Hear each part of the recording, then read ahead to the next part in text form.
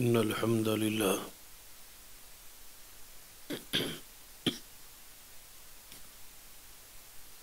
نحمده ونستعينه ونستغفره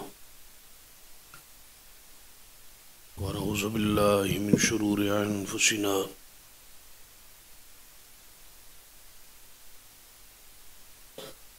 ومن سيئات أعمالنا من يهد الله فلا مضل له ومن يضلل فلا هادي له أشهد أن لا إله إلا الله وحده لا شريك له وأشهد أن محمدا عبده ورسوله أما بعد فإن خير الحديث كتاب الله وخير الهدي هدي محمد صلى الله عليه وآله وسلم وشر الأمور محدثاتها وكل محدثة بدعة وكل بدعة ضلالة أما بعد فأعوذ بالله السميع العليم من الشيطان الرجيم بسم الله الرحمن الرحيم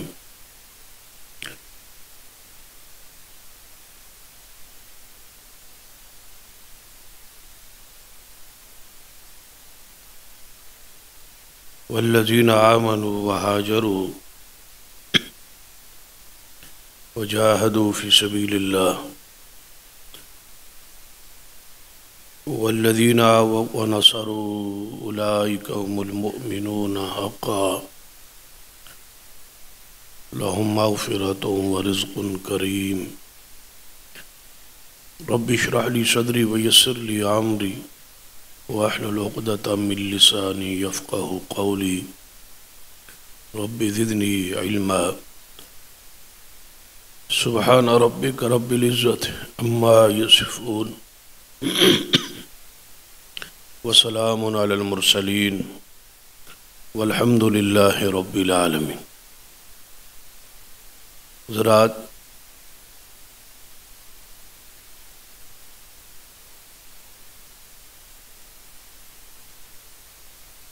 گفتگو کا سلسلہ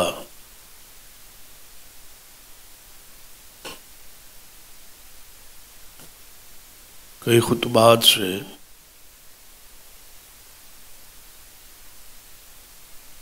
نبی رحمت صلی اللہ علیہ وسلم کے اوصاف، آپ کی سیرت، آپ کی رحمت،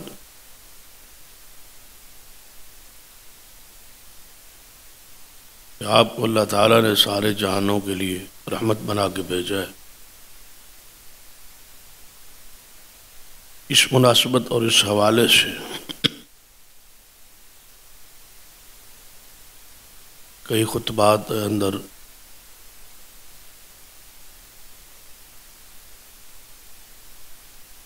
بیان کا سلسلہ جاری ہے۔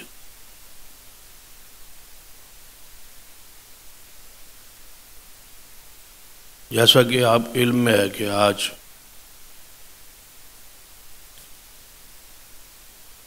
تئیس رجب المرجب ہے،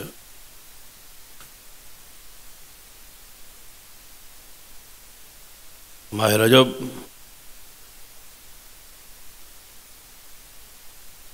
حرمت والے مہینوں میں سے ایک مہینہ ہے،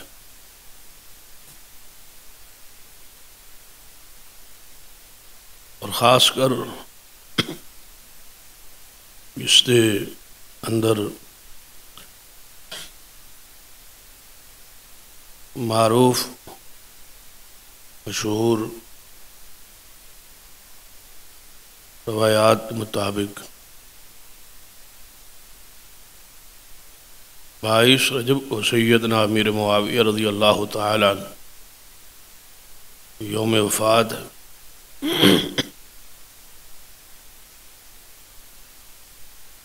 جس مناسبت سے آپ کی سیرت اور آپ کا مقام حیثیت جو ہے، اسلام اعتماد جو ہے کا ذکر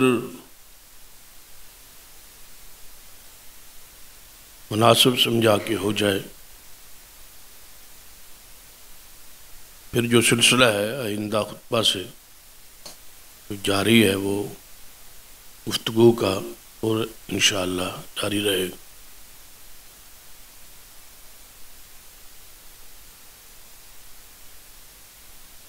سیدنا امیر معاویہ رضی اللہ تعالی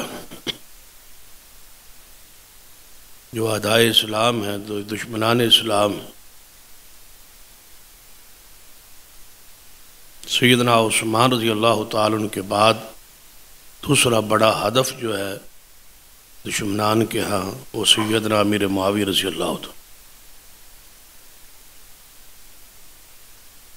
پہلا ہدف سیدنا عثمان تھے،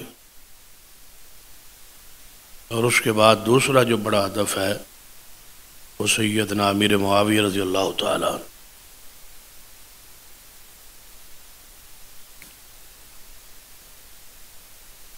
جبکہ قرآن پاک اندر اور حدیث سیدنا امیر معاویہ رضی اللہ تعالیٰ عنہ کی شان اور مقام کا ذکر موجود ہے۔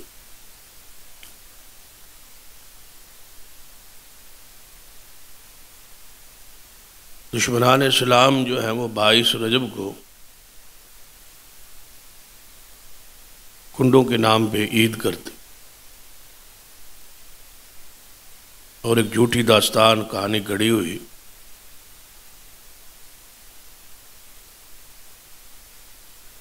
بعض اسی میں اور بعض کے نزدیک سیدنا جعفر صادق رحمہ اللہ کی ولادت کا دن بنا کے خوشی کا اظہار ہوتا۔ در پردہ سیدنا امیر معاویہ رضی اللہ تعالیٰ عنہ سے بوس ہے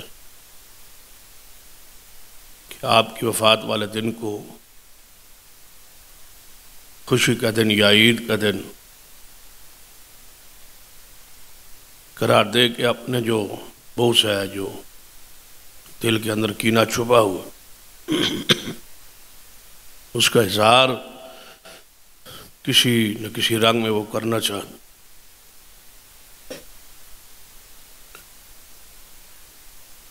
یہ ان کی تقیہ بازی ہے، حقیقت کچھ اور ہوتی ہے، اندر کچھ اور ہوتا ہے اور ظاہر کچھ اور ہے۔ بزدلی کا مظاہرہ کرتے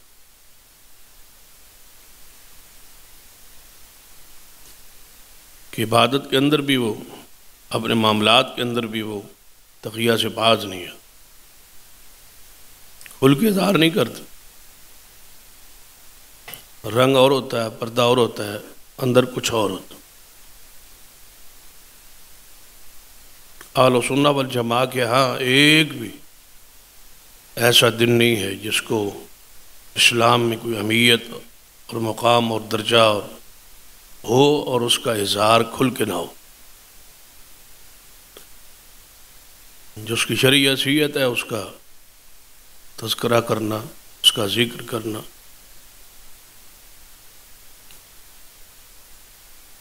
کون سا عیب ہے، کون سی بری بات؟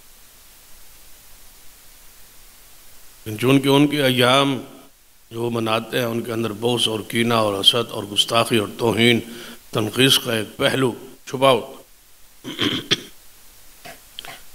اس لیے وہ چھپ کے وار کرتے رہتے اور اپنی نفرت کا اور برات کا صحابہ کرام رضوان اللہ علیہ مجمعین سے نعوذ باللہ اس کا اظہار کرتا۔ ان میں سے ایک اظہار 22 رجب کو کنڈوں کی صورت میں رات کو وہ کھیر وغیرہ پکاتے ہیں، پھر اگلے دن صبح کو اس کو کھاتے اور تقسیم کرتے ہیں، اس خوشی میں کہ سیدنا امیر معاویہ رضی اللہ تعالی عنہ فوت ہوئے۔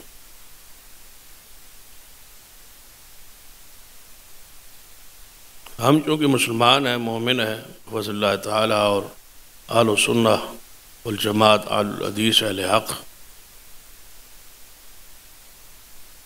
تو ہم پہ فرض ہے کہ ہم صحابہ کرام سے اپنی محبت عقیدت کا اظہار کریں۔ سیدنا امیر معاویہ رضی اللہ تعالی اس طرح سمجھ لیں کہ یہ بلکہ ایک محدث کا ذکر میں پڑھ رہا تھا، فرماتے ہیں کہ صحابہ کرام جو ہیں ان کو اس طرح سمجھے کہ یہ اسلام کا ایک مرکز اور گھر ہے۔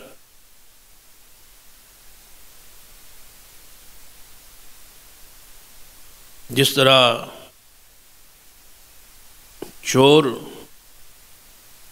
کسی گھر کے اندر نقصان کرنے کے لیے دروازہ کھٹکھٹاتا ہے یا توڑتا ہے یا اندر داخل ہوتا ہے تاکہ گھر کو نقصان پہنچائے، تو اسلام کا گھر صحابہ ہے، اور دشمن اس دروازے کو توڑنا چاہتا ہے یا اندر داخل ہونا چاہتا ہے تو سمجھیں کہ وہ دروازہ امیر معاویہ رضی اللہ تعالیٰ،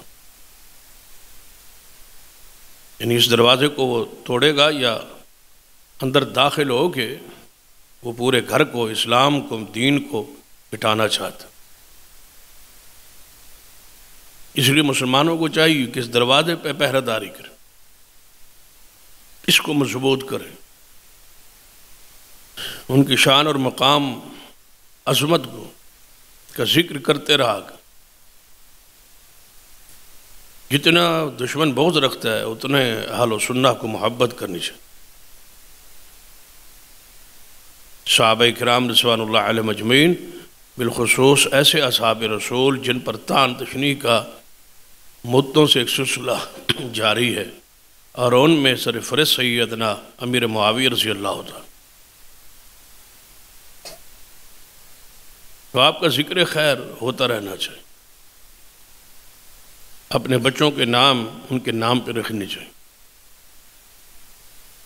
اور گھر میں ان کا ذکر خیر ہوتا رہے، فضیلت مناقب کا تذکرہ ہوتا،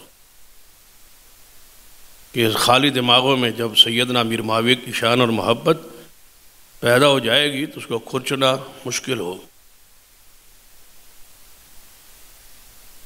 دشمنان کی یہ کوشش ہے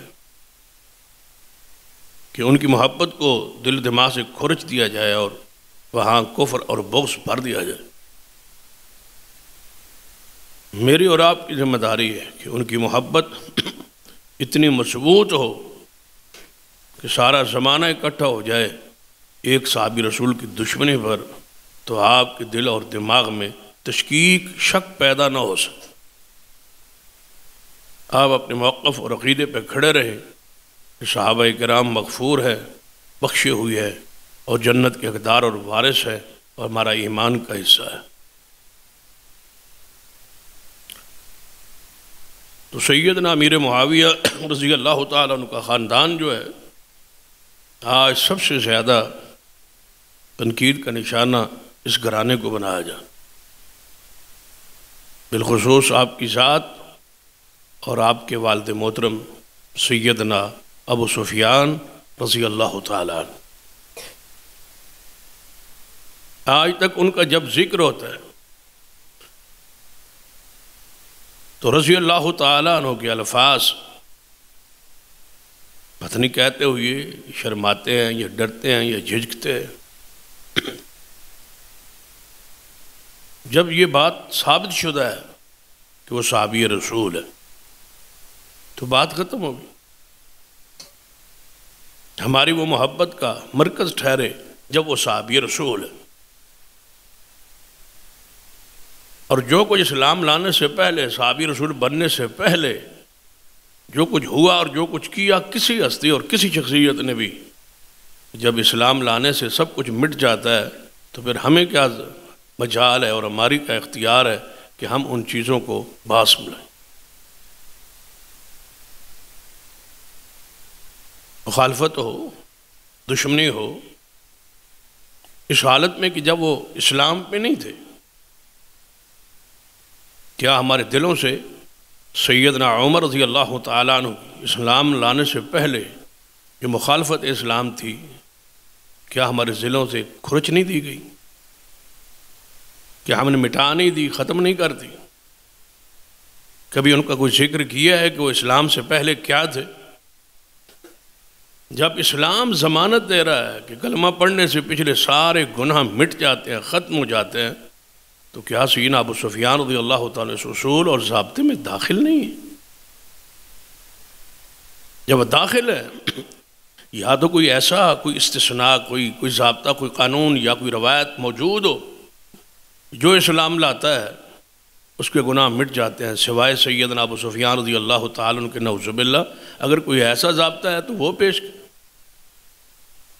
جب ایسا کوئی ضابطہ نہیں ہے تو پھر انہیں پرانے الفاظ سے، القابات سے یاد کرنا اور ان کی تضحیق اور تحقیر کرنا کہاں کا انصاف ہے؟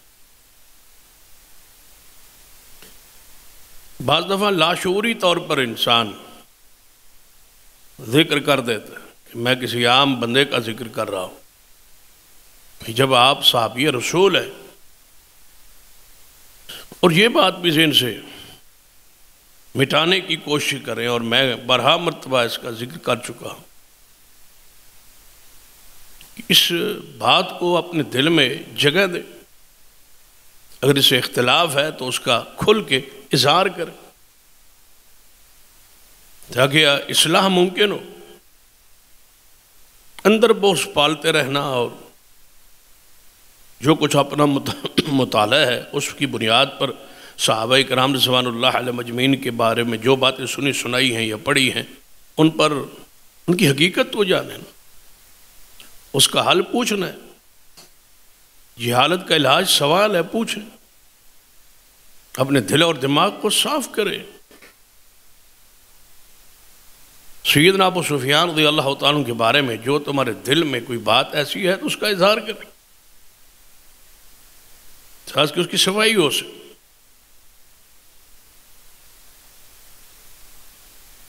یہ مغالطہ ہمارے دل اور دماغ میں، یہ شیطانی ایک جملہ ہے جو القاء کیا جاتا ہے، ڈالا جاتا ہے، ان الشیاطین لیوحون الی اولیائہم۔ شیاطین جو ایسے جملے اچک اچک کے ہمارے کانوں میں، لوگوں کانوں میں وہی کرتے ہیں تاکہ یہ اسلام سے، دین سے بیزار ہو جائیں، دور ہو جائیں۔ وہ جملے تاریخ سے اٹھائے ہوئے ہوں یا کہیں سے اٹھائے ہوں۔ پھر سیدنا ابو سفیان رضی اللہ تعالیٰ عنہ صحابی رسول ہے۔ اب جملہ کون سا مشہور کیا ہو، ان کے فضائل میں کوئی قرآن کی آیت پڑھے، ان کے فضائل میں کوئی حدیث پڑھے۔ کیا سیدنا ابو سفیان اور سیدنا امیر معاویہ رضی اللہ تعالیٰ عنہ کے فضائل میں کوئی آیت یا کوئی حدیث موجود ہے؟ اگر وہ صحابی رسول ہوتے اور بڑے اسلام کی خدمت کرنے والے ہوتے تو ان کی تعریف میں، ان کی توصیف میں، ان کی شان میں کوئی آیت کریمہ ہوتی یا حدیث رسول ہوتی۔ بھائی یہ کوئی اصول ہے؟ یہ کوئی اصول یا ضابطہ ہے کہ جس صحابی رسول کے حق میں کوئی آیت یا حدیث نہ ہو تو وہ صحابی نہیں ہوتا یا صاحب فضیلت نہیں ہوتا؟ یاد رکھیں، انبیاء علیہ السلام کی تعداد بہت زیادہ ہے۔ قرآن پاک میں وضاحت کی گئی ہے کہ بعض نبیوں کے قصے ہم نے بیان کیے اور بعض نبیوں کا ہم نے آپ سے بیان نہیں کیا۔ تو کیا جس نبی کا ذکر قرآن اور حدیث میں نہ ہو اس کی شان میں کوئی کمی واقع ہوئی؟ انبیاء تو 1.25 لاکھ کے قریب روایات میں موجود ہیں، زیادہ بھی ہو سکتے ہیں، کم بھی ہو سکتے ہیں، واللہ عالم۔ لیکن یہ بات ہوتا ہے کہ بہت سارے انبیاء کے قصے، واقعات نہ قرآن میں ہیں نہ حدیث میں ہیں، لیکن ہمارا ان سب نبیوں پر مجمل طور پر ایمان ہے کہ سارے انبیاء اللہ کی جو طرف سے آئے ہیں وہ حق ہے۔ تو جس طرح نبیوں کے حوالے سے 18، 20 یا 21 انبیاء کا ذکر قرآن میں موجود ہے، کچھ احادیث میں موجود ہے۔ یعنی 2 درجن بھی انبیاء تعداد میں ایسے نہیں ہیں جن کا ذکر قرآن اور حدیث میں ہو۔ مشہور کیا ہے کہ 1.25 لاکھ انبیاء ہے، تو 100 کا بھی تذکرہ تو نہ ہوا، تو کیا سارے انبیاء کی نعوذ باللہ جن کا ذکر نہیں ہے ان کی توہین شروع کر دیں؟ یہ شان کے لیے تھوڑا ہے کہ وہ اللہ کے نبی ہیں، اور یہ شان کے لیے کوئی تھوڑا ہے کہ وہ صحابی رسول ہیں۔ بس یہ شرف کم ہے، یہ عزت کم ہے، یہ احترام کم ہے کہ وہ صحابی رسول۔ جب صحابیت کے درجے پر آ گئے تو اس سے بڑا رتبہ کیا ہو سکتا؟ یہ تو ایسے ہی کوئی بندہ کہے کہ یہ میرا باپ ہے، لیکن اس کی فضیلت میں نہ قرآن کی کوئی آیت ہے نہ حدیث ہے، میں اس کو ابا ہی نہیں مانتا۔ پہلے قرآن کی کوئی آیت ہو اس کے حوالے سے، پھر کوئی حدیث ہو۔ جب ابا ہے تیرا تو پھر قرآن کی آیت نہ بھی ہو، حدیث نہ بھی ہو، ابے کی فضیلت پر قرآن پاک تھوڑا ہے، حدیث تھوڑی۔ ہر وہ آیت جس میں والدین کا ذکر ہے اس میں تیرا باپ بھی ہے، ہر وہ حدیث جس میں والد کی شان کا تذکر ہے اس میں تیرے باپ بھی۔ ایک بندہ کہے کہ میں اپنے والدین کی توہین کروں گا، جن والدین کا ذکر قرآن میں ان میں میرے باپ کا تو نام ہی نہیں آتا۔ وَبِالْوَالِدَيْنِ احسانًا جب آ جائے گا تو اس میں تیرا والد بھی داخل ہے۔ جب صحابہ کی شان پر کوئی آیت آ جائے گی اس میں امیر معاویہ بھی داخل ہے، ابو سفیان بھی داخل ہے، رضوان اللہ علیہ مجمعین۔ اصحاب رسول کی لسٹ میں، فہرست میں نام آ جانا بہت بڑا شرف۔ نام سے ہی جہنم کی آگ حرام ہے، نام سے ہی جنت وارث ہے، مغفرت کی بشارت ہے، اور کیا چاہیے؟ یہ سارا خاندان اصحاب رسول کا ہے۔ امیر معاویہ رضی اللہ عنہ کے بھائی بھی صحابی ہیں، جن کا نام یزید بن ابی سفیان رضی اللہ تعالیٰ تھا۔ ایک تو آپ کا بیٹا ہے نا یزید، ایک آپ کا بھائی بھی۔ غالباً اپنے بھائی کی وفات کے بعد ہی یہ نام رکھا گیا۔ آپ کا باپ ابو سفیان صحابی ہے، آپ کی ماں سیدہ ہندہ وہ صحابیہ ہے، اور سرور کائنات محمد رسول اللہ صلی اللہ علیہ وسلم کا ان سے رشتہ داری ہے، اور یہ قریشی ہے۔ قریش کی 2 ہی شاخیں ہیں، ایک بنو امیہ ہیں اور دوسرے بنو ہاشم۔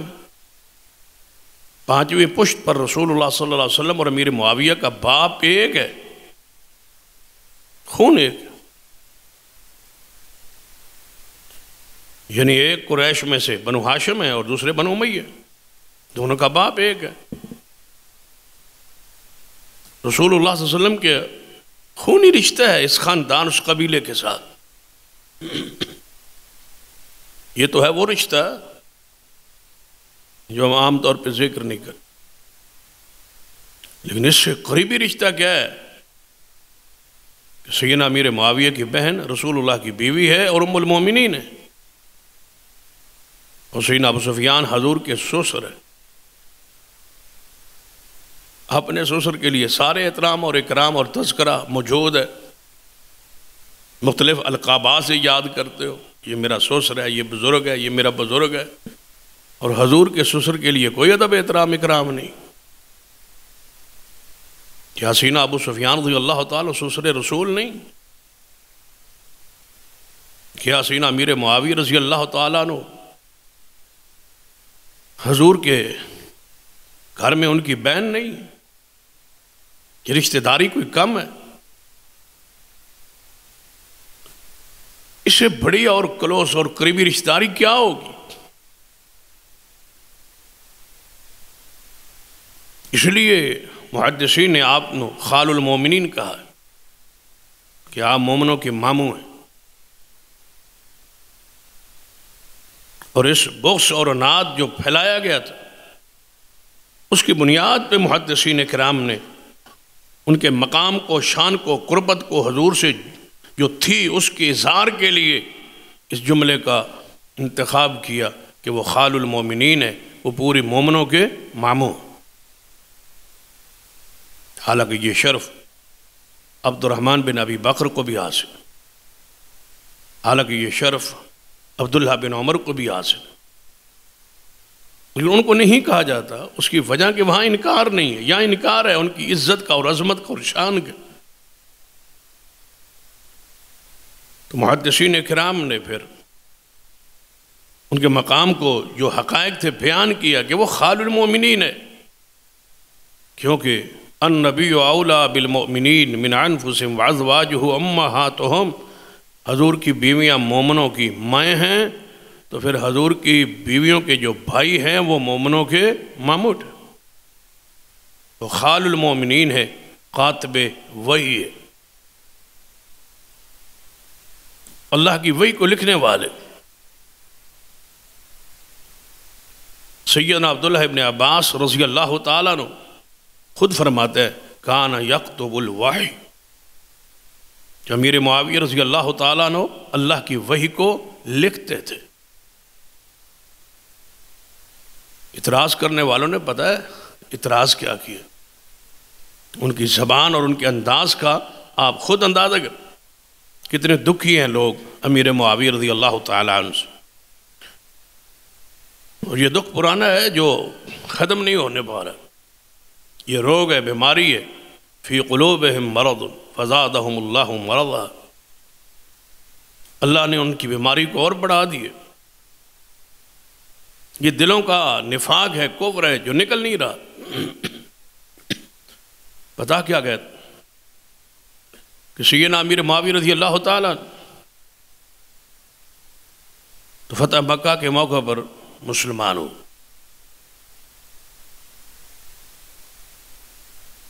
یا معروف روایت کے مطابق یا اس سے زیادہ معتبر روایت کے مطابق فتح مکہ سے پہلے مسلمان ہو،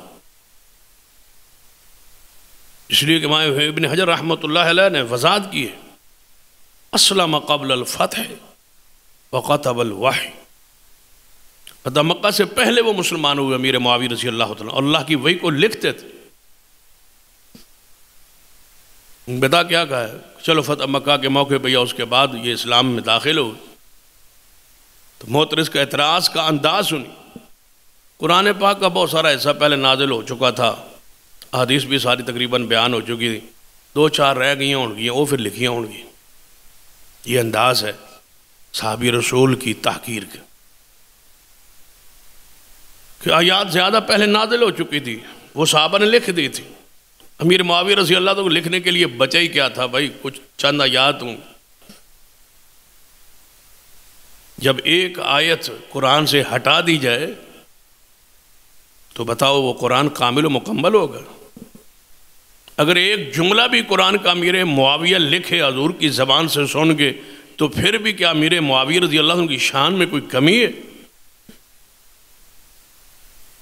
کیا ایک آیت یا 2 آیتیں بقول تمہارے رہ گئی تھیں یا چند صورتیں رہ گئی تھیں، اگر امیر معاویہ ایک آیت کے ہی امین ہوں تو پھر مان لیجئے قرآن کی امانت تو امیر معاویہ کے ہاتھ میں ہے۔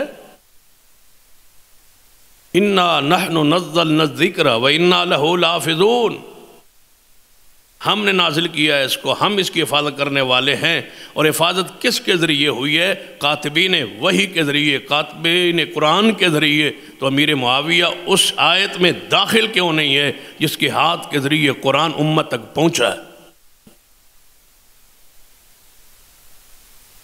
ایک روایت ہے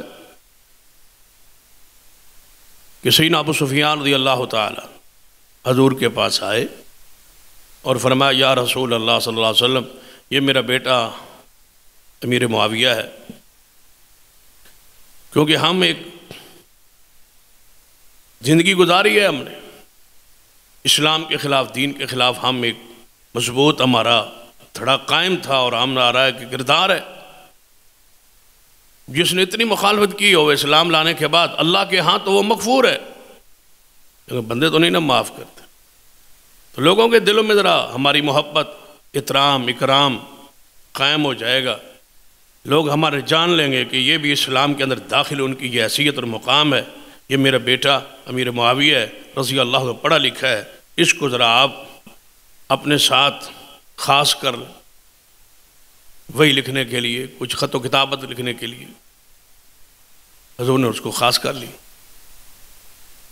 اب غور کریں، اس پر تبصرہ آپ کو سناؤں تو آپ حیران ہو جائیں۔ مخالفین کا تبصرہ یہ کون سا حضور نے رکھا ہے؟ یہ سفارشی برتی ہوا ہے، یہ سفارشی برتی ہوا ہے، یہ سفارشی برتی ہے ساری۔ امیر معاویہ کی سفارش کس نے کی؟ ان کے باپ نے ابو سفیان رضی اللہ تعالیٰ عنہ نے۔ کس سے کی؟ رسول اللہ سے۔ رسول اللہ نے مقرر کیا، تبصرہ سنے کہ یہ سفارشی برتی۔ اب آپ ذرا تصور کریں، جب سفارشی بھرتی ہو، بندہ اہل اس کا نہ ہو، اس عہدے کا، اس مقام کا اہلیت نہ رکھتا ہو، ذرا ٹھنڈے دل سے آپ غور کریں، معترضین کا اعتراض پہ غور کریں، اور پھر اس جواب کو اپنے ذہن میں بٹھائیں۔ ایک بندہ نااہل ہے، ایک منصب کا، ایک سیٹ کا حقدار نہیں ہے، اب وہ سفارشی بھرتی ہوتا ہے۔ ایک ہے سفارش کرنے والا، ایک ہے اس کی سفارش کو قبول کر کے اس مقام پہ بھرتی کرنے والا۔ مجھے بتایا جائے سفارشی جرم کر رہا ہے یا جو سفارش پہ بھرتی کر رہا ہے وہ جرم کر رہا ہے؟ نعوذ باللہ۔ ابو سفیان کے مقام تو تم نے گرایا کہ وہ سفارش کر رہے ہیں، امیر معاویہ رضی اللہ عنہ کے مقام کو گرایا کہ وہ سفارشی بھرتی ہوئے ہیں۔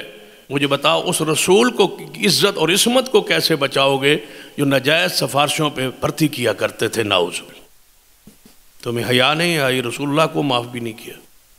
بغض معاویہ رضی اللہ تعالیٰ عنہ میں، بغض صحابہ میں، بغض اصحاب رسول میں تم نے حضور کو بھی معاف نہیں کیا کہ یہ سفارشی بھرتی ہوئی ہے۔ اور یہ بات بھی ذہن میں بٹھا لیں، یہاں سفارشی بھرتی جو ہوتی ہے وہ نجائز نہیں ہوتی۔ پتہ ہے کون ہے؟ ان کے مقام کو، ان کی شان کو، ما وما ينطق عن الهوى ان هو الا وحی یوحی۔ محمد مصطفیٰ اپنی مرضی سے کچھ بولتے نہیں، ان اتبع الا ما یوحی الی، میں محمد صلی اللہ علیہ وسلم وہی کچھ کرتا ہوں جس کی طرف میرے پاس آسمان سے وہی آتی۔ رسول اللہ کا انتخاب، اور پھر اگلا جو انداز ہے اس سے بھی رف، وہ کیا ہے؟ منشی بھرتی ہوا تھا، کون سا کوئی افسر بھرتی ہوا ہے؟ منشی بھرتی ہوا ہے۔ کون بھائی؟ امیر معاویہ رضی اللہ عنہ کہتے ہیں منشی بھرتی ہوا ہے۔ میں کہتا ہوں ساری چیزیں چھوڑ دیں، یہ منشی ہے کس کا؟ سب چھوڑ دیتے ہیں، یہ منشی ہے کس کا؟ تم تو اپنے آپ کو سگے مدینہ کہتے ہو اور قلب عباس کہتے ہو چھوٹے کاف کے ساتھ، اپنے آپ کو کہتے ہو کہ ہم اہل بیت کے در کے کتے ہیں، محبت میں کہتے ہو، ادب میں، بڑے شان میں غرق کو کہتے ہو ہم اہل بیت کے در کے کتے ہیں۔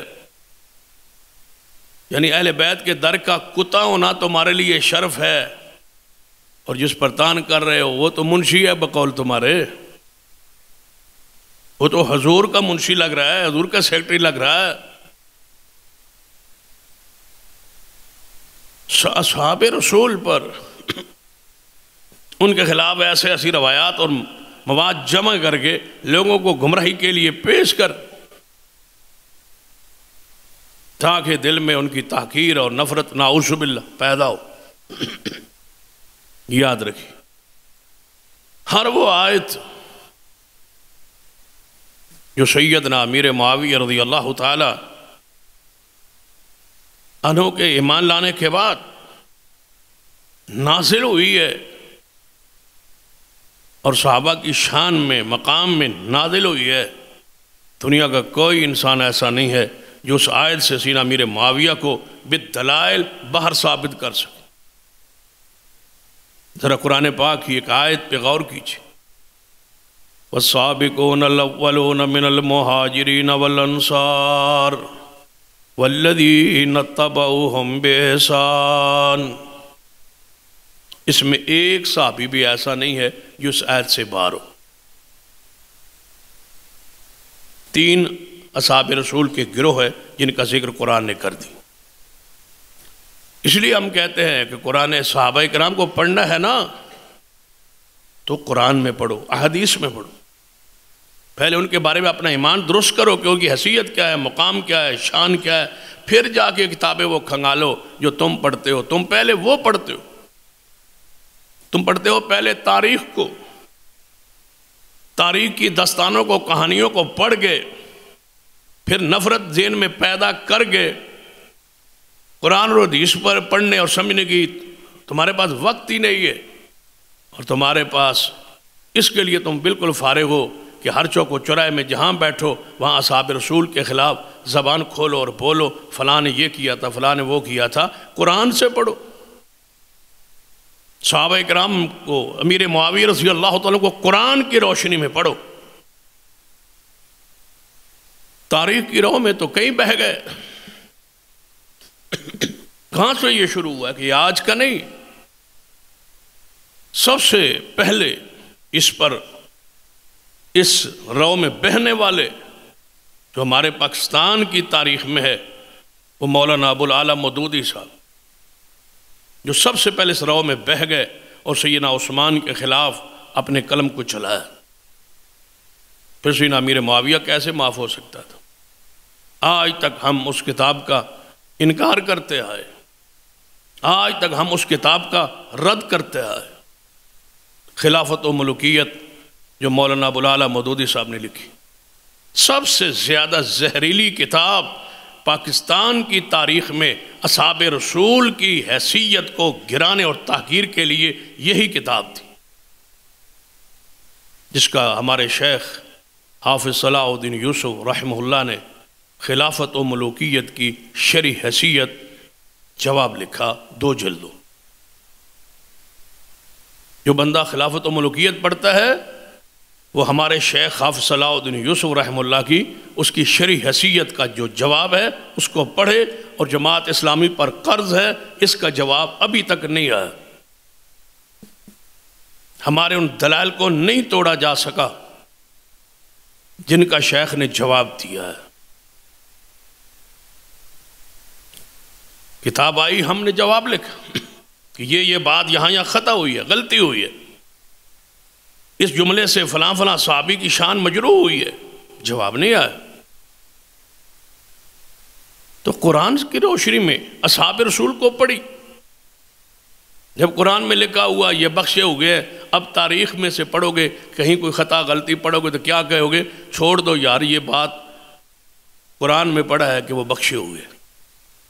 قرآن میں آ گئے بس. اب کس کو کھولتے ہو اور کس کو کھنگالتے ہو اور کس کو پڑھتے ہو؟ تمہاری تحقیق کا جو ہے وہ مرکز سیدنا امیر معاویہ ہی کیوں بن گئے؟ ان کی باتیں تلاش کر کے تاریخ سے ان کی حیثیت کو گرا کے ادائے اسلام کو خوش کرتے ہو اور روحانی طور پر اپنا تعلق جوڑتے ہو، اور پھر وہاں سے امداد اور محبت کہ جو ٹوکرے تم پر برستے ہیں ان کو لیتے ہو. سنیے قرآن پاک. 3 گروہ ہیں اصحاب رسول. ایک گروہ مہاجرین کا، دوسرا گروہ انصار کا، اور تیسرا گروہ ان کے بعد آنے والے سارے صحابہ جتنے ہیں. تینوں کا ذکر اس آیت میں موجود ہے. پہلا گروہ والسابقون الاولون من المہاجرین، دوسرا گروہ والانصار، تیسرا گروہ والذین اتبعوہم بإحسان. مہاجرین، انصار اور ان کے بعد آنے والے مومنین، ان کے پیرو، ان کے تابعین، ان کے بعد آنے والے صحابہ جو ان کی پیروی کریں، ان کے راہ پر، ان کے منہج پر چلیں، یعنی پہلے مہاجرین انصار کے ساتھ محبت، عقیدت، پیار رکھیں اور ان کے ساتھ چلیں، ان کے منہج پر چلیں، تو خبر کیا ہے قرآن کی طرف سے؟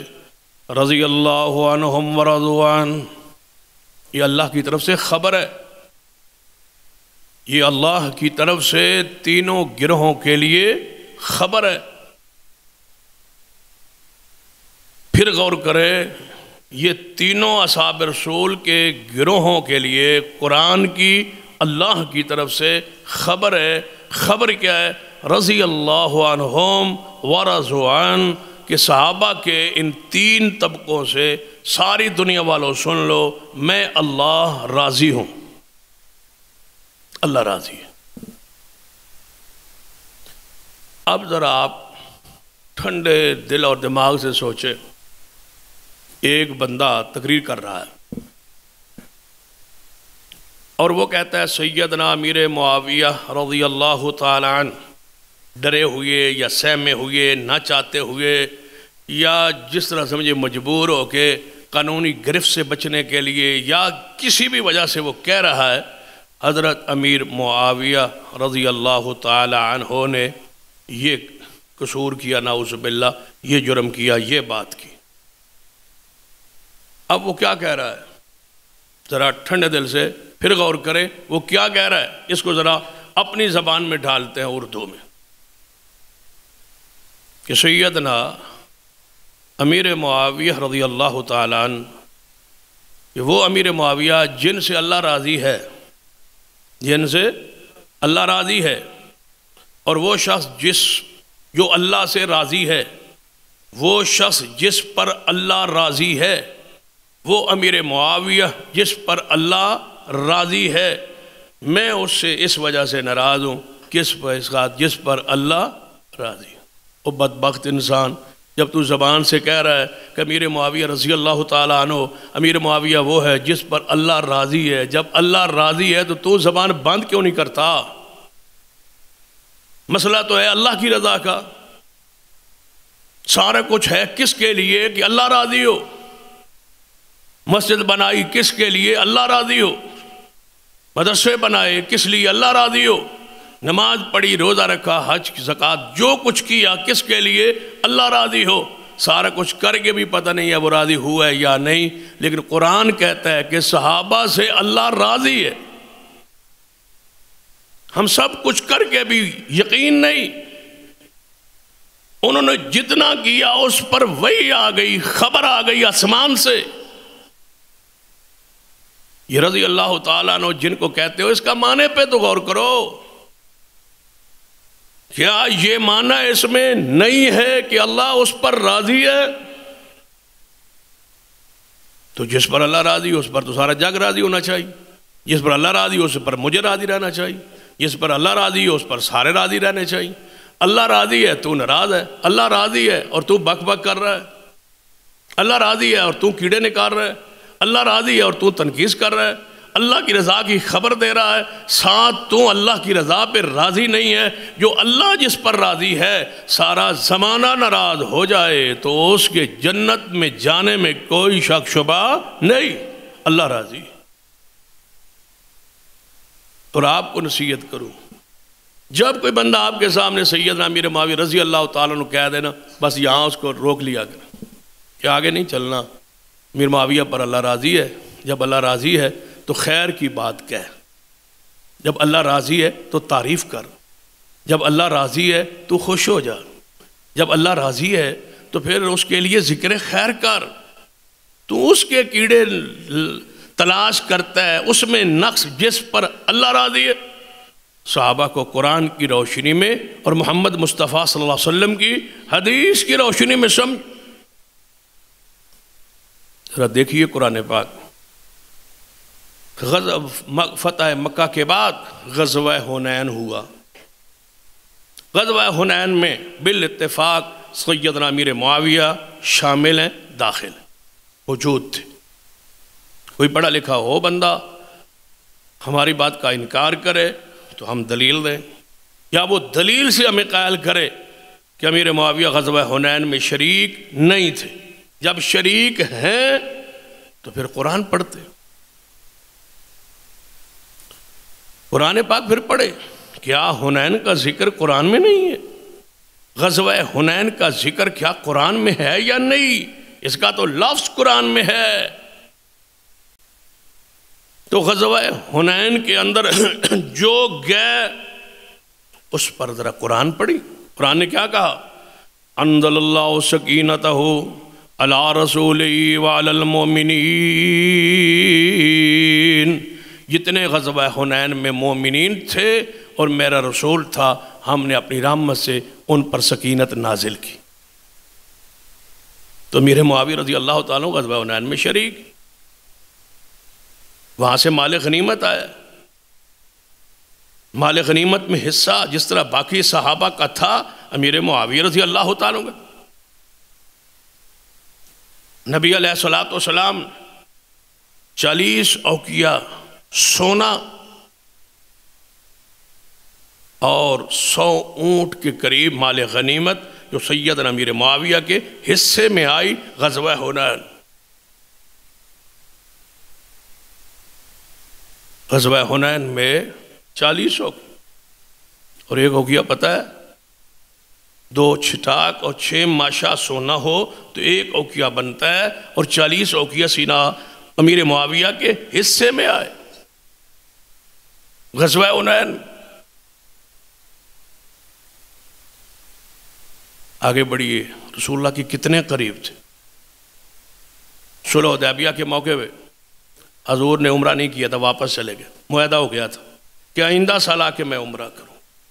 جب آئندہ سال عمرہ کرنے آئے تو پورے صفا مروہ کے سائی میں امیر معاویہ ساتھ ہیں، اور جب عمرہ مکمل ہوا حضور نے بال اپنے عمرہ کے بعد مروہ پہ اپنے بالوں کو کاٹنا چاہا تو سیدنا امیر معاویہ نے حضور کے بالوں کو خود کاٹا ہے۔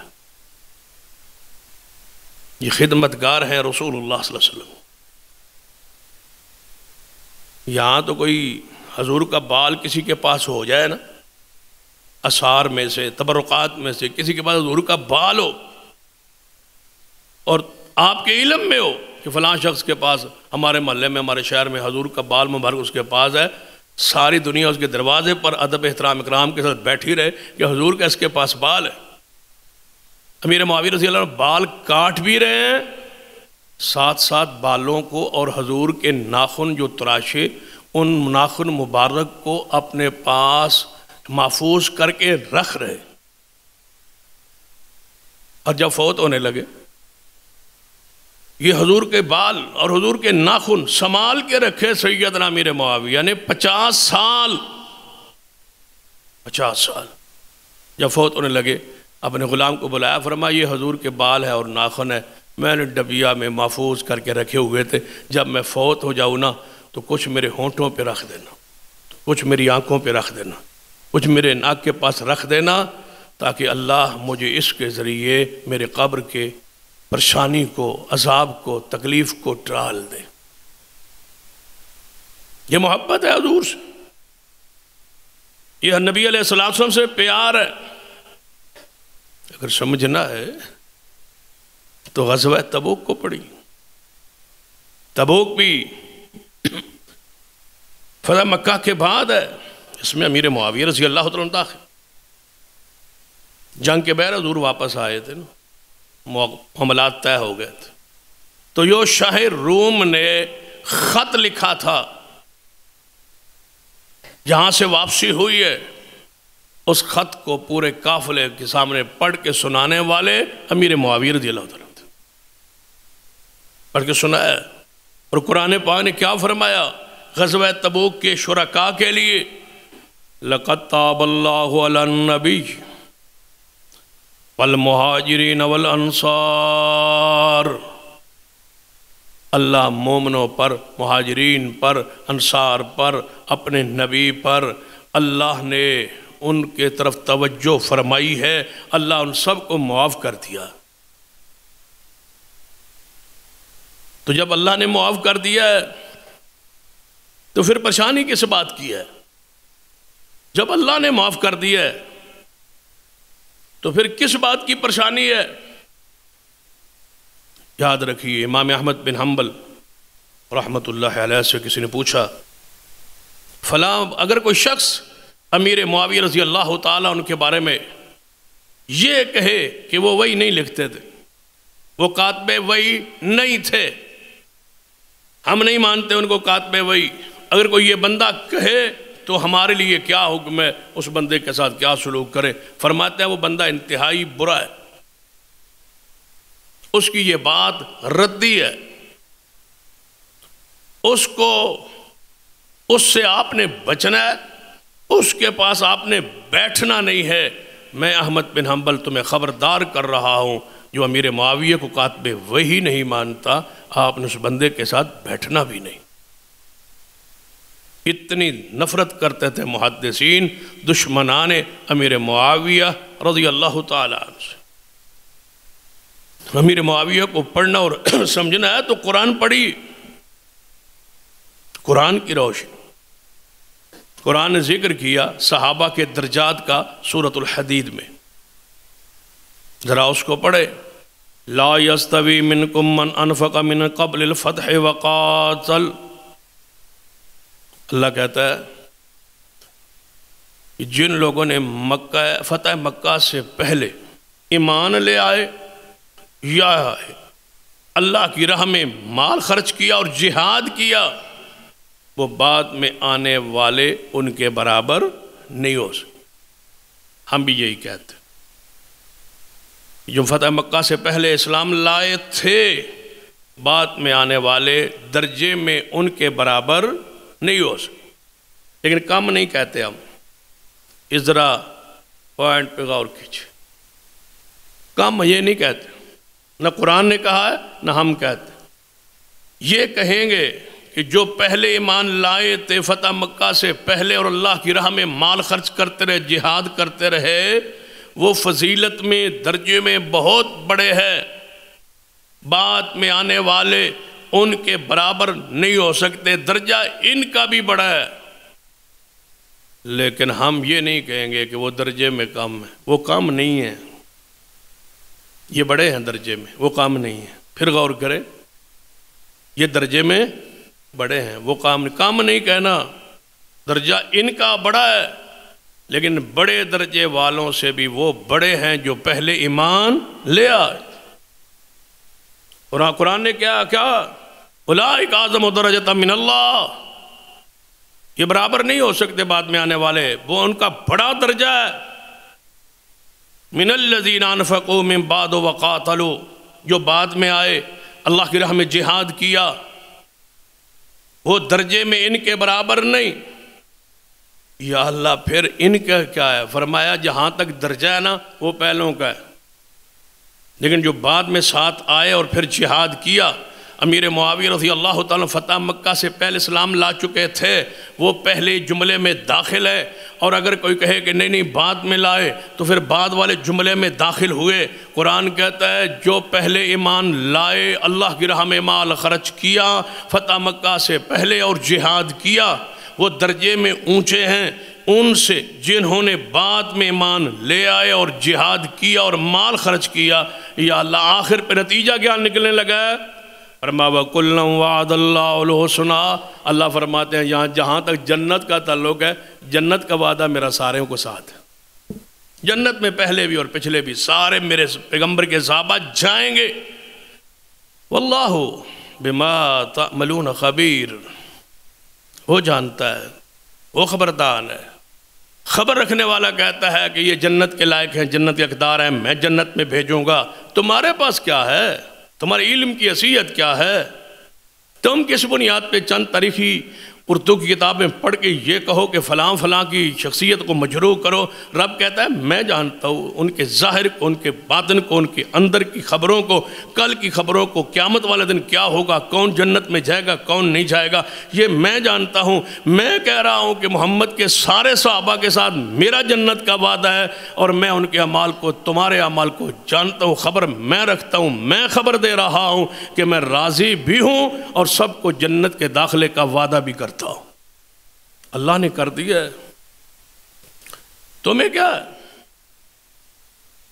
جب اللہ تعالیٰ نے، دیکھ لیجیے قرآن اور حدیث کا پڑھی، سیدنا عثمان آئے، ایک محدث بڑی پیاری بات لکھی ہے، فرماتے ہیں اب بنو امیہ سے حضور کو بڑا پیار تھا، یہ تو بنو امیہ کو ایسے پیش کرتے ہیں نا جیسے کوئی خوفناک چیز ہے، خطرناک چیز ہے، مطلقاً نفرت دل میں بھر دی گئی ہے۔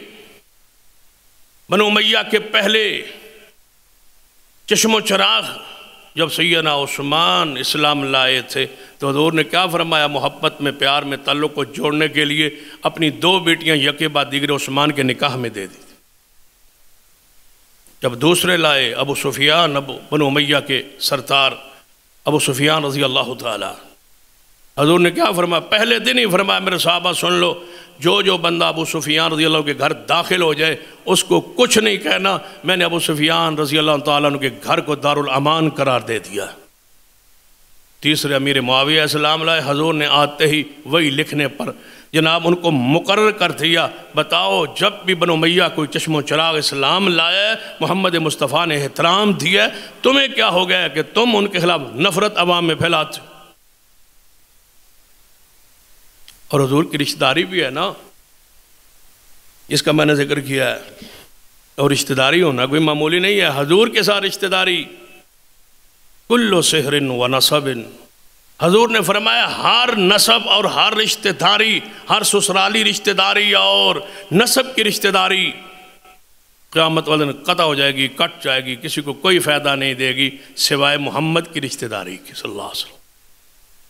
میری جس سے سسرالی رشتہ داری بن جائے یا نسب کی خون کی رشتہ داری بن جائے اور وہ ایمان لائے اور اسلام لائے اور قبول کرے، میری رشتہ داری اس کو فائدہ پہنچائے گی کہ یہ حضور کا نسب ہے، یہ حضور کا رشتہ دار ہے، حضور کا خان ہے۔ فرما سحری و نسبی، میرا سسرالی رشتہ ہو یا میرے نسب کا رشتہ ہو اس کو فائدہ پہنچائے گا۔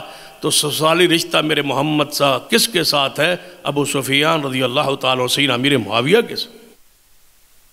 تبھی تو سیدنا عمر نے کہا تھا سیدنا علی سے کہ اپنی بیٹی ام کلثوم کا رشتہ مجھے دے دو، تو آپ نے فرمایا تھا آپ کی عمر زیادہ ہے، میری بیٹی ام کلثوم کی عمر تھوڑی ہے۔ فرمایا میں بیوی کی ضرورت کی وجہ سے رشتہ نہیں مانگ رہا، میں مصطفیٰ کے خون سے رشتہ داری جوڑنا چاہتا ہوں۔ جب آپ کا نکاح سیدنا عمر کا علی کی بیٹی کے ساتھ ہوا تو سیدنا علی کی نکاح کے بعد جب بیٹی کا نکاح ہو گیا سیدنا عمر سے، سیدنا عمر فرمایا کرتے تھے مجھے تم مبارک کیوں نہیں دیتے؟ جو بندہ ملتا کہتے مجھے مبارک کیوں نہیں دیتے؟ میں نے رشتہ علی کی بیٹی سے کر کے محمد کے رشتہ داروں سے اپنے آپ کو جوڑ لیا، یہ رشتہ داری ہے، یہ میرا تعلق ہے۔ حضور نے کیا فرمایا تھا؟ نبی علیہ الصلوۃ والسلام حضرت امیر معاویہ رضی اللہ تعالیٰ جنگ صفین کے بعد ایک دفعہ حضرت امیر معاویہ رضی اللہ تعالیٰ کے پاس عمر بن عوص تھے، یہ قیدی ہو گئے صفین میں، امیر معاویہ رضی اللہ تعالیٰ کے پاس ان کو لایا گیا، یہ قیدی ہیں جی جنگ صفین کے۔ تو حضرت امیر معاویہ رضی اللہ نے فرمایا اسے کہ آپ کیا توقع رکھتے ہیں ہم سے؟ فرمایا آپ مجھے چھوڑ دیں، آپ تو میرے ماموں ہیں، آپ تو میرے ماموں ہیں، آپ مجھے چھوڑ دیں۔ امیر معاویہ رضی اللہ بڑے حیران ہو کے فرمانے لگے میں تیرا ماموں ہوں؟ کیسے ماموں؟ فرمایا آپ کی بہن حضور کی بیوی ہے، وہ میری ماں ہے، آپ میرے ماموں ہیں۔ حضرت امیر معاویہ ہنس پڑے اور بری کر دی، چھوڑ دیا۔ فرمایا یہ رسول اللہ علیہ وسلم کی رشتہ داری کو پیش کر رہا۔ اللہم اجعل ہادیا مہدیا، اے اللہ حضور دعا کر رہے، اے اللہ امیر معاویہ کو ہادی بنا دے، ہدایت والا بنا دے، اور اس کے ذریعے دوسروں کو ہدایت دے۔ یہ دعا کر رہے ہیں جناب محمد مصطفیٰ صلی اللہ علیہ وسلم۔ صحیح البخاری میں امام بخاری رحمۃ اللہ علیہ ایک باب باندھا ہے، باب ذکر معاویہ رضی اللہ تعالی، یہ باب باندھا ہے۔ بڑی حیرانگی کی بات اور آپ کے سننے والی بات، ایک امیر معاویہ رضی اللہ تعالیٰ کے مخالف ہے، دل میں بغض ہے، عناد ہے سیدنا امیر معاویہ رضی اللہ تعالیٰ کے پاس۔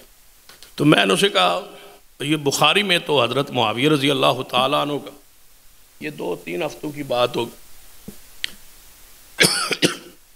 وہاں تو حضرت امیر معاویہ رضی اللہ عنہ کا صحیح البخاری میں ذکر موجود تذکرہ نہیں ہے؟ کہتا ہے ہاں ہے موجود، لیکن امام بخاری رحمۃ اللہ علیہ نے کون سا دل سے کیا ہے؟ میں نے کیا ہوا؟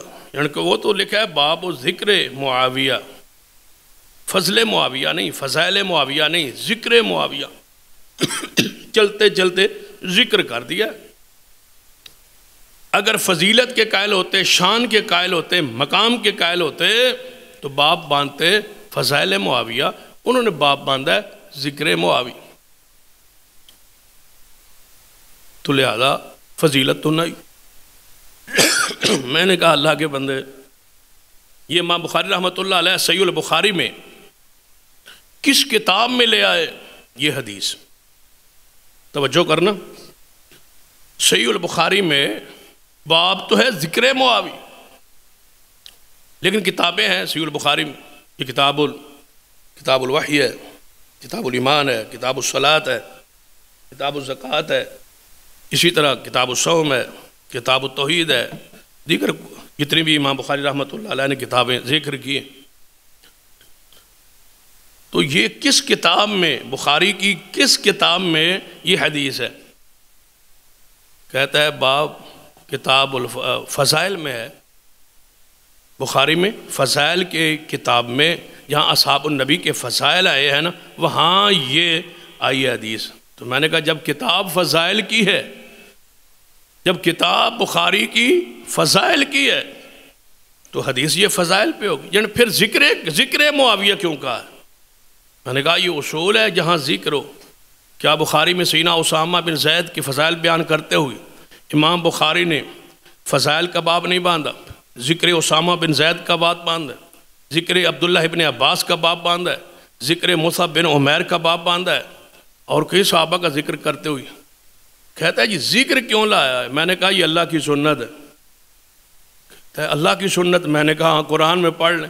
اللہ کہتا ہے وَذْكُرْ فِي الْكِتَابِ ابراہیم، اے محمد ہم ذکر کر رہے ہیں ابراہیم علیہ السلام کا، ہم ذکر کر رہے ہیں وَذْكُرْ فِي الْكِتَابِ مریم، ہم ذکر کر رہے ہیں اس کتاب میں سیدہ مریم علیہ السلام کا، ہم ذکر کر رہے ہیں اسماعیل علیہ السلام کا۔ یہ ذکر کا لفظ قرآن میں کسی کے ذکر کو، فضائل کو، مناقب کو، شمائل کو، سیرت کو، کردار کو بیان کرنا ہو تو قرآن نے یہی انداز اپنایا ہے جو امام بخاری رحمۃ اللہ انداز اپنایا۔ امیر معاویہ کے فضائل حدیث سن لے، وگرنہ امیر معاویہ رضی اللہ عنہ کے فضائل پر تو کئی خطبے ہو سکتے ہیں، لیکن ہمارے ترتیب میں چونکہ یہ درمیان میں 22 رجب آیا ہے، اس لیے ضروری تھا کہ آپ کا ذکر ہوتا۔ حدیث سن لیں، رسول اللہ فرماتے اول جیش من امتی یغزون البار او جبو، آپ نے فرمایا کہ وہ پہلا لشکر جو بحری بیڑے پہ چڑھ کے جہاد کرے گا، انہوں نے اپنے اوپر جنت کو واجب کر لی، مغفرت کو، جنت کو واجب کر لیا ہے۔ جاؤ ساری تاریخ پڑھو، ساری دنیا کتابیں کھنگالو، سوائے معاویہ رضی اللہ تعالیٰ کوئی نہیں ہے جس نے بحری بیڑا بنایا ہو۔ وہ موجد ہیں، وہ مؤسس ہیں، وہ بنانے والے ہیں، پھر بحری بیڑے پہ چڑھ کے جہاد کرنے والے ہیں۔ جب یہ حدیث آپ نے بیان کی تو آپ سو رہے تھے، خواب میں آپ نے یہ منظر دیکھا، اٹھے تو ہنس رہے، مسکرا رہے تھے۔ سیدہ ام حرام کہنے لگی یا رسول اللہ صلی اللہ علیہ وسلم، یہ ام حرام جو ہے یہ سیدنا عبادہ بن صامت رضی اللہ عنہ کی زوجہ محترمہ ہے، کہتی ہیں یا رسول اللہ صلی اللہ علیہ وسلم، اللہ آپ کو مسکراتا رکھے، یہ جو آپ مسکرا رہے خوش ہو رہے ہیں، فرمایا مجھے اپنے صحابہ کا ایک لشکر، ایک گروہ بحری بیڑے پہ سمندروں پہ چڑھا ہوا، تخت جس طرح بادشاہ تختوں پر بیٹھتے ہیں نا، ایسے مجھے بیٹھتے ہوئے دکھائے گئے، اور وہ امیر معاویہ تھے۔ فرمایا یا رسول اللہ، پھر فرمایا میری امت کا ایک بحری بیڑے پہ لشکر جہاد کرے گا، یا رسول اللہ میرے لیے دعا کر دے کہ میں اس گروہ میں شریک ہو جاؤں۔ حضور نے دعا کر دی، پھر حضور سو گئے، پھر اٹھے، آپ نے فرمایا میں نے خواب میں منظر دیکھا ہے کہ اللہ کی راہ میں گروہ جو ہے وہ جہاد کے لیے نکلے، اللہ کی راہ میں، غزاۃ فی سبیل اللہ، اللہ کی راہ میں، امیر معاویہ فی سبیل اللہ کی راہ میں، وہ جہاد فی سبیل اللہ کی ساری آیات جس میں فی سبیل اللہ کا ذکر ہے، امیر معاویہ فی سبیل اللہ، آپ کی جہاد کو محمد مصطفیٰ نے فی سبیل اللہ قرار دیا ہے، جس کی خلافت، جس کی امارت، جس کی حکومت، جس کی بادشاہت اسلام دین شریعت کے مطابق نہ ہو، اس کے جھنڈے کے نیچے جہاد فی سبیل اللہ نہیں ہوتا۔ محمد مصطفیٰ نے امیر معاویہ کی زیر کمان، زیر قیادت جہاد کو فی سبیل اللہ قرار دے کے حضرت امیر معاویہ کے مجاہد ہونے پر محمد مصطفیٰ نے مہر لگا دی، یہ اللہ کی راہ میں جہاد کرنے والا۔ کون؟ امیر معاویہ رضی اللہ۔ ام حرام نے فرمایا یا رسول اللہ صلی اللہ علیہ وسلم میرے لیے دعا کر دوسرے لشکر میں۔ آپ نے فرمایا نہیں، تیرے لیے دعا ہو چکی ہے، تو پہلے لشکر میں شریک ہوں گی جس لشکر میں امیر معاویہ کی قیادت میں اللہ کی راہ میں جہاد کے لیے آپ کی امارت کے دوران یہ قافلہ نکلا تھا، اسی میں ام حرام شامل اور داخل تھی، اور اونٹ سے گر کے فوت ہو گئی تھی، اور مصطفیٰ کی بشارت پوری ہو گئی تھی۔ آخر پہ ایک بات جس پہ ختم کرنے لگا ہوں، سیدنا امیر معاویہ رضی اللہ تعالیٰ کے بارے میں بہت سارے مغالطے، ان مغالطوں پر میں کوشش کروں گا انشاءاللہ آئندہ کے ان خطبات میں اس کا تفصیل سے ذکر کروں، تاکہ سیدنا امیر معاویہ کی شان، مقام، عزت، عظمت کھل کے امت کے اور آپ کے سامنے آئے۔ اعتراض میں سے ایک اعتراض پتہ کیا ہے کہ نبی علیہ السلام، حضرت عبداللہ بن عباس فرماتے ہیں کہ حضور علیہ السلام آئے، میں نے دور سے دیکھا حضور میری طرف آ رہے ہیں، میں بچہ تھا کھیل رہا تھا بچوں میں دروازے سے پیچھے چھپ کے حضور آئے، میرے پیچھے آگے کھڑے ہو گئے، اور آپ نے مجھے پکڑا اور پکڑ کے فرمایا جاؤ معاویہ کو رضی اللہ تعالیٰ کو بلا کے میرے پاس لاؤ۔ حضور کیا فرما رہے ہیں؟ سیدنا معاویہ کو میرے پاس بلا کے لاؤ۔ حضور کو کام ہے کس سے؟ امیر معاویہ سے۔ حضور بلا رہے ہیں کس کو؟ امیر معاویہ کو۔ مجھے بتاؤ جس کے ساتھ حضور کو ضرورت ہے کیوں انکار کرتے؟ اس کی عزت کا، اس کی عظمت کا، اس کی شان کا۔ ابن عباس فرماتے ہیں میں گیا، امیر معاویہ رضی اللہ عنہ کھانا کھا رہے تھے، میں واپس آیا، یا رسول اللہ صلی اللہ علیہ وسلم وہ کھانا کھا رہے ہیں، فرمایا جاؤ دوبارہ انہیں بلا کے لاؤ۔ جب دوبارہ گئے تو پھر وہ کھانا بھی کھا رہے تھے، واپس آئے، یا رسول اللہ صلی اللہ علیہ وسلم کھانا کھا رہے ہیں، آپ نے فرمایا جلدی جاؤ اور ان کو بلا لاؤ، اللہ ان کے پیٹ کو نہ بھرے، لا اشبع اللہ بطنہ، اس کا پیٹ نہ بھرے، اس کو بلاؤ۔ ساری احادیث امیر معاویہ کو بلانا اس کو بھی بھول گئے، ان کو طلب کرنا بھول گئے۔ جملہ کون سے اٹھایا؟ حضور نے فرمایا اللہ اس کا پیٹ نہ بھرے، لہذا حضور نے یہ جملہ کہا ہے، نعوذ باللہ یہ بد دعا ہے۔ جب حضور نے ان کو کہہ دیا مجھے بتاؤ، ایک بندے کو، کسی بندے کو بندہ کہتا ہے یار تو کدے نہ رجیں، تو نہ کھائیں، یا تو زیادہ کھانا ہے یا تو نہ رجیں، بتاؤ یہ کیا کفر ہے؟ کیا یہ ضلالت ہے؟ کیا یہ کوئی ایسا جملہ ہے جو اس کی شان اور عزت اور مقام کو گرا دے؟ کوئی ایسی بات نہیں تھی، لیکن اس جملے کو اتنا اٹھایا، اتنا کھینچا اور کہنے لگے دیکھو نا حضور نے فرمایا نہ تیرا پیٹ بھرے، بھائی نہ بھرے۔ امام ابن کثیر نے بڑا پیارا جواب دیا ہے اس کا، ان کا جواب آپ سن لیں نا تو آپ حیران ہو۔ حافظ ابن کثیر فرماتے ہیں امیر معاویہ کے لیے یہ جملہ بڑا پیارا ہے، دنیا بھی سنور گئی آخرت بھی سنور گئی۔ پھر غور کریں، فرماتے ہیں دنیا بھی سنور گئی آخرت بھی، دنیا میں کھاتے کھاتے سیر نہیں ہوں گے، پھر قیامت والے دن مغفرت اور جنت بھی ہے امیر معاویہ کے لیے۔ فرماتے ہیں یہ جملہ کہنے سے تو حضور نے دعا دے دیا بس تو آپ زیادہ کھایا کرے، آپ نہ بھریں آپ کا پیٹ۔ فرمایا دنیا بھی ان کی بن گئی آخرت بھی بن گئی، یہ وہ بچاتے ہیں جن کے دل میں مصطفیٰ کے صحابہ کی محبت ہو۔ حضرت علی لیٹے ہوئے تھے، حضور آئے اور فرمایا قم یا ابا تراب، اے مٹی والے اٹھو۔ صاحب نے کیا کہا؟ یہ شان ہے یا گستاخی ہے؟ صاحب نے کہا یہ شان ہے، کیونکہ علی پاک کی محبت تھی نا ساروں کے دل میں، تو کہا یہ شان ہے۔ ادھر کیوں ناراضگی ہوئی؟ ادھر کیوں غصہ چڑھا؟ کیوں اس جملے کو اٹھایا؟ سن لیجئے، ایک حدیث پڑھتا ہوں تاکہ یہ جملے کی حیثیت آپ کو سامنے آ جائے۔ سیدہ کائنات اماں جی عائشہ رضی اللہ تعالیٰ فرماتی ہیں دو بندے حضور کے پاس آئے، انہوں نے حضور کے ساتھ کوئی آہستہ آہستہ بات کی، میں نے وہ نہیں سنی، تو حضور غصے میں آ گئے، غصے میں آ کے انہیں برا بھلا کہا اور ان کو اٹھا دیا اپنی محفل سے، وہ چلے گئے۔ میں نے کہا یا رسول اللہ صلی اللہ علیہ وسلم، جب وہ چلے گئے تو میں نے کہا یا رسول اللہ صلی اللہ علیہ وسلم آپ نے غصے میں ان کو پتہ نہیں کیا کیا فرما دیا ہے، اور یہ اچھی بات تو نہیں ہے نا کہ بندے آئے ہیں اور وہ بات آپ سے کی ہے اور آپ کو غصے میں آ کے آپ نے ان کو ایسی بات کہہ دی ہے۔ فرمایا عائشہ کوئی بات نہیں، میں نے کہہ دیا ہے نا، تو میں نے اللہ سے ایک معاملہ طے کیا ہوا، میں نے اللہ سے ایک شرط طے کی ہوئی ہے کہ یا اللہ میں بشر ہوں، انسان ہوں، اگر کسی کے حق میں کوئی بات میں کہہ دوں نا وہ اس کا لائق نہ ہو تو میری اس خلاف دعا کو اس کے لیے گناہوں کی معافی کا اور اپنی رحمت کا ذریعہ بنا دے۔ حضور کسی کے بارے میں پیار سے یا محبت سے یا غصے میں کوئی بات کہہ دینا کسی مسلمان کے بارے میں، تو وہ دعا اس کے لیے، اس کے خلاف کی ہوئی دعا اس کے لیے کیا ہوتی ہے؟ مغفرت اور رحمت۔ یہ ہے وَمَا أَرْسَلْنَاكَ إِلَّا رَحْمَةً لِلْعَالَمِينَ۔ اور امام مسلم پہ قربان جائے، انہوں نے ترتیب سے نا 3-4 روایات یہاں بیان کی ہے۔ امام نووی رحمۃ اللہ علیہ نے جب صحیح مسلم کی تبویب کی ہے نا تو اس کے اوپر جو باب باندھا ہے نا وہ باب بھی یہی ہے کہ حضور کا کسی کے خلاف بات کہنا اس کے لیے رحمت ہے، اس کے لیے پاکیزگی ہے، اس کے لیے مغفرت ہے۔ باب باندھ کے نیچے 3-4 احادیث لے آئے، ان میں یہ حدیث بھی ہے۔ امام مسلم نے چونکہ صحیح مسلم پہ خود تو تبویب فرمائی نہیں ہے لیکن ترتیب یہ کہتی ہے، ایک حدیث کے بعد دوسری، دوسری کے بعد تیسری، اسی طرح کی حدیث۔